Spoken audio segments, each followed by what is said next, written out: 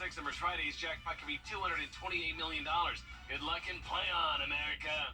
It was very chilly this morning in the upper 30s, but now we have a warming trend. We'll be around 80 degrees tomorrow. Lots of sunshine to start the day and just a 20% chance of rain in the evening. All those details coming up. Right now on News Channel 6 at 11, some changes are coming to Payne College, how school leaders plan to improve it.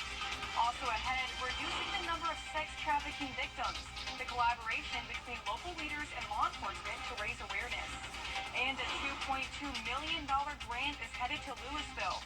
How the city plans to use the money as your News at 11 starts now. Live from Television Park, this is WJBF News Channel 6 at 11. Good evening, I'm Hannah Latier. Thank you so much for joining us. Coverage you can count on begins tonight with Payne College receiving a big grant to help beautify its campus. Nikita Dennis is here with that story. Yeah, students at Payne, along with many others, voted to help the HBCU win $150,000 through the Home Depot Retool Your School grant. It's a grant awarded to historically black colleges and universities, investing in the improvement of their institutions. The Home Depot Retool Your School program allows people to vote for an HBCU to win funding that will go toward fixing up its campus. And we are using this grant for what we're calling relaxing green spaces. So there'll be benches around campus and with charging stations for our students and gazebo and things like that to make it a more attractive and useful environment for our students. Home Depot has awarded 42 HBCUs with nearly $3 million in grants for campus enhancements this year. I spoke to Payne College President Dr. Cheryl Evans-Jones, who tells me this is the first time Payne has won this grant. So our students, our faculty, our staff, our alumni, and our friends all came together to make sure that we won Home Depot's Retool Your School. She says she's grateful for the help from the community to make this possible. As you know, Payne College is the CSRA's only HBCU, and I think it's incumbent upon the entire community to do whatever they can to support Payne College. And while we are extremely grateful and appreciative to all of those who voted in Home Depot's Retool Your School contest, I'd like to encourage all of those people who are not directly affiliated with Payne College. Jones also says they're always working to improve their campus, and there are plenty of campaigns you can get involved in to help. You can find the information on our website at WJBF.com. Back to you, Hannah. Thank you, Nikita. In Jefferson County, the city of Louisville is getting $2.2 million from the state for infrastructure development. This comes after Georgia Governor Brian Kemp announced $6.3 million will be going to 3 communities in the Peach State, and Louisville is one of those selected. The money will go toward building 46 new workforce homes in the 18-acre Chestnut subdivision, which will be managed by Molly's Food and Fuel. City leaders say this will help bring more people to the area to fill jobs. We have a lot of thriving businesses in our area, such as the Coastal Chicken Processing. We expect to have a medical marijuana plant, the TheraTrue, and we could attract more business, but we need more homes for these employees for these plants. The new location for Molly's Food and Fuel will begin operation this Thanksgiving. The city expects the entire project to finish by May 2028. And it's time now for our first check of the forecast. Here's meteorologist Jenna Petracci. And Jenna, can we expect like a nice day like today tomorrow? Yeah, not just tomorrow and the next day. It's going to be nice really over the next couple of weeks. Definitely some nice weather to report to you. It's pretty quiet. We don't have a whole lot of rain over the next couple of weeks, and temperatures are back to around average. But right now, here's a look at our Terry Lambert Hyundai Skyview cam over at Washington Road.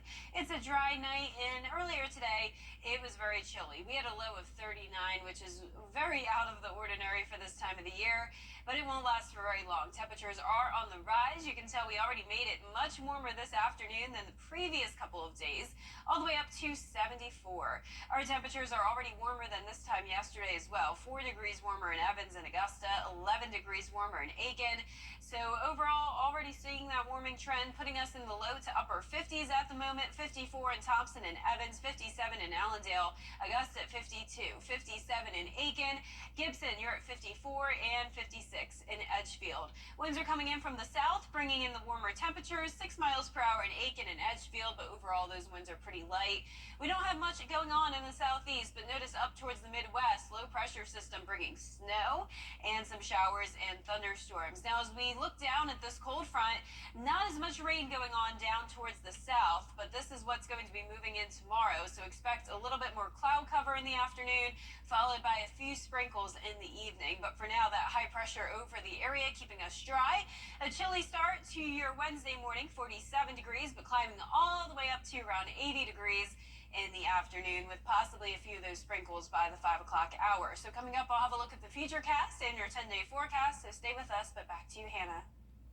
Thank you, Jenna. Looking forward to it. A new development tonight for Lake Olmsted Stadium. While maintenance at the stadium continues to suffer, creating an eyesore, the city of Augusta has scored a victory in court. Last year, the city sued promoters C4 Live for $1 million for breach of contract after a series of concerts fell through. The promoters countersued. Now a judge has dismissed the counterclaim against the city and awarded the city judgment by default, setting up Augusta to possibly collect damages. I do not know the timing of that. The court has to schedule it. That'll be up to the court. And yeah, we would hope that we would be awarded what we sued for, which was $1 million plus. Why did Augusta win the suit? Because we were always right. We did nothing wrong. It was always C4 who didn't complete what they were supposed to do and left the stadium in disrepair. Ray says any money awarded from the lawsuit would go to the city of Augusta and not to the Development Authority. Now to Columbia County, I went to the school board meeting tonight where the superintendent proposed the fiscal year 2025 budget, and there were a few big changes. One of the biggest changes in next year's budget is an increase in teacher salaries. The state provided a $2,500 increase for teachers, and with that, we added a $500 local increase to bring that to $3,000. That brings the starting salary for first-year teachers in the district to just over $50,000. Dr. Flint says the increase will keep the school system competitive when it comes to attracting and retaining educators. It's not just about pay, it's also about providing an environment where they want to be. It's providing support, it's providing materials and resources, supporting students with their behavior and their discipline. And so we look at all of those areas, but pay is also one, especially in this time where we've seen double-digit inflation over the last couple of years. That inflation has impacted pretty much everything around us, including the school system. It's caused about a $4.5 million increase in employee health insurance policies in next year's budget.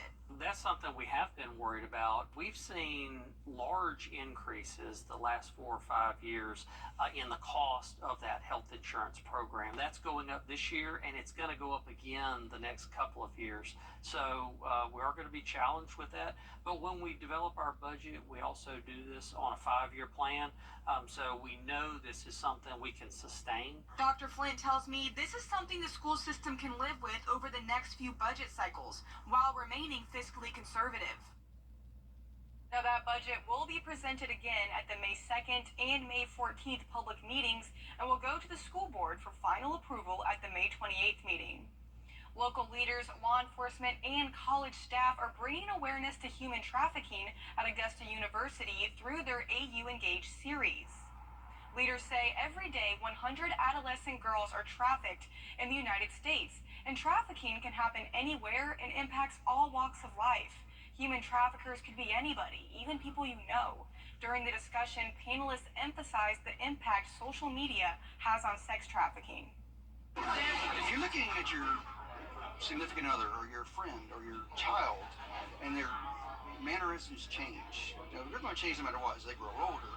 But if they become withdrawn, if they're starting to stay away from people, if they're staying on their computer more, being more secretive, if they have items like money and things like that that you didn't give them, that's a red flag. It's something to look for. If you suspect someone you know may be a trafficking victim, there are resources available to you, including child enrichment and the sheriff's office.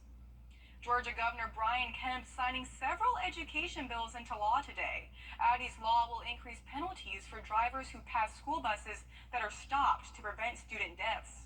Kemp also signing the controversial school vouchers bill, which gives parents $6,500 if their child is in a low-performing school district to allow them to choose the best school option for their child.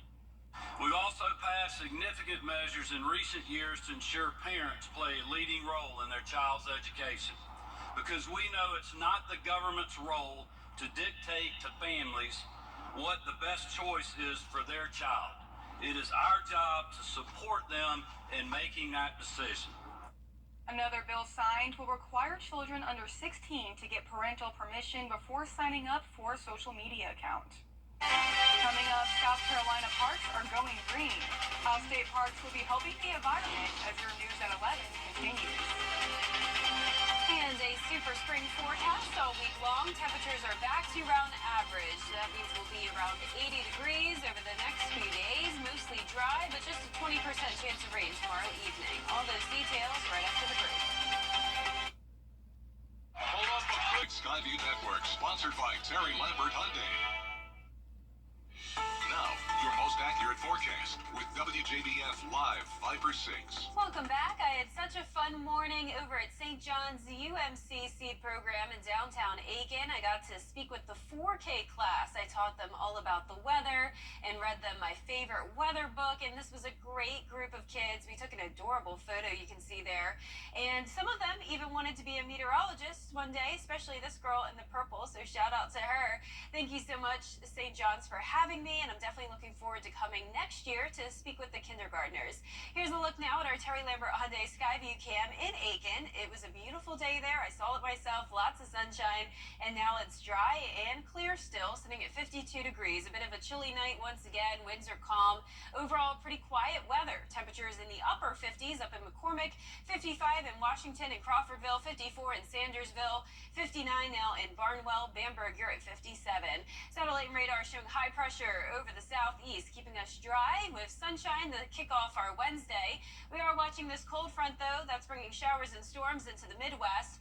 But this portion of the cold front, which will be impacting us, really doesn't have much rain with it. So tomorrow, I am giving it a 20% chance of rain, but definitely don't worry about a washout by any means. Overall, mostly dry, just keeping that chance of rain in the forecast for the Columbia County Spring Fair, but don't cancel your plans by any means. I'm talking just some sprinkles, so definitely nothing significant.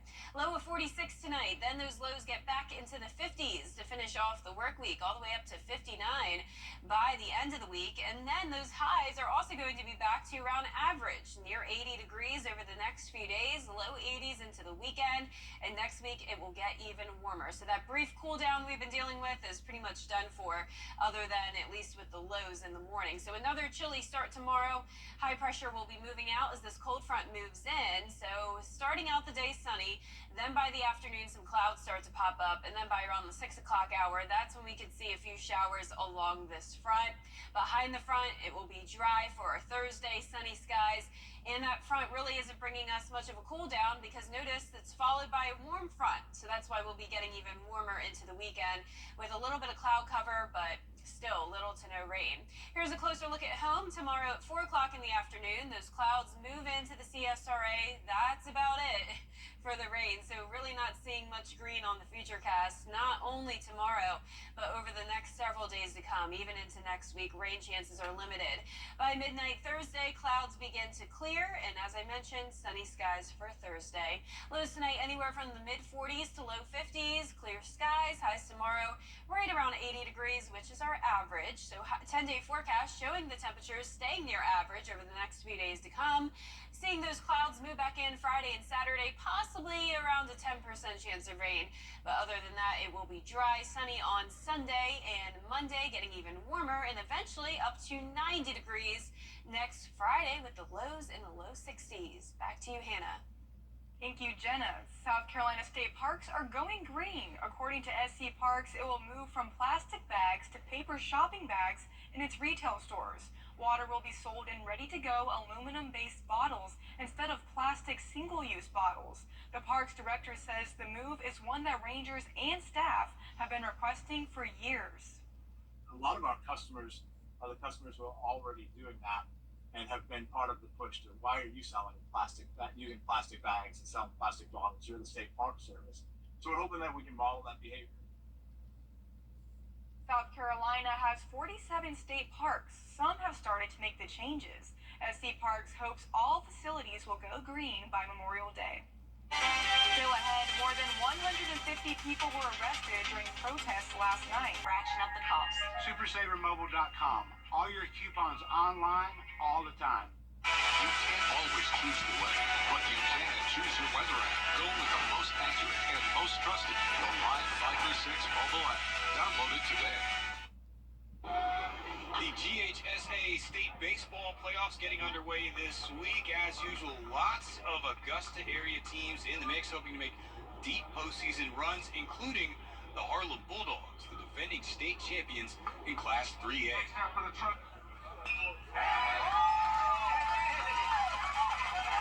Already with a 3-0 lead in the first inning of Game 1 of the best-of-3 series against Doherty, the Bulldogs would add more as Jeremiah Hamilton drives one into left field to bring home Emerson Guy. Hamilton would later score to make it 5-0 after the first frame. But that was more than enough run support for pitcher Caden Coyle, who was mowing down the Trojans roster. Skipper Jimmy Lewis kept his team aggressive on the base pass all night, and it paid off several times, including a bases-loaded 2 RBI double for Steven Harshbarger to put Harlem up 7-0 in the second inning. Harlem cruised to a 15-1 win in 4 innings in Game 1. Lewis has been Harlem's coach since 1979, has more than 800 career wins, and last year was his 6th state title with the Bulldogs. Harlem Athletic Director Rodney Holder, whose dad Terry Holder is a local baseball legend after coaching at Evans, Greenbrier, and Thompson, reflected on last year's championship run and the man who has been the face of the program for nearly 5 decades. Yeah, it was pretty amazing. This community, rallies around anything these kids do, and our county's just always loved baseball, and Harlem and Evans going all the way back to the 60s and 70s. It's always been great baseball, and to be able to reward them for what all they do for us and our kids with a championship was amazing. And to see Coach, 1986 was the last one that he won, but the motor hasn't been any different since. He's had that motor then, he's got it now, and to see him raise that trophy was just amazing. The baseball family ties in Columbia County run deep, and not just for the Holders. It's neat because, there are connections everywhere. Tony McClatty, who I played with at Evans, his son Tristan, obviously an amazing player, was on that team last year. And, it goes all the way back even to the 60s and 70s. We have, second, third, fourth generation kids that played on all those Harlem teams that were winning in the late 70s that are playing now. So it's just really neat. And the family tree, not just for Harlem, but for this whole county with baseball is amazing. It really is. At Lionel Smith, the finest in men's clothing. Really nice weather all this week. It's still going to be chilly tomorrow morning, but warming up all the way to 79 tomorrow afternoon. Some spots even making it to 80 degrees. High of 80 in Augusta on Thursday. Sunny skies, only a 20% chance of rain tomorrow. Most of the week will be dry, a little bit more cloud cover Friday and Saturday as we get into those low 80s. Sunny on Sunday, and then all of next week mostly dry as well and warming up even more. Well, that's our report for now. Thanks so much for watching, and be sure to tune in tomorrow for Good Morning Augusta.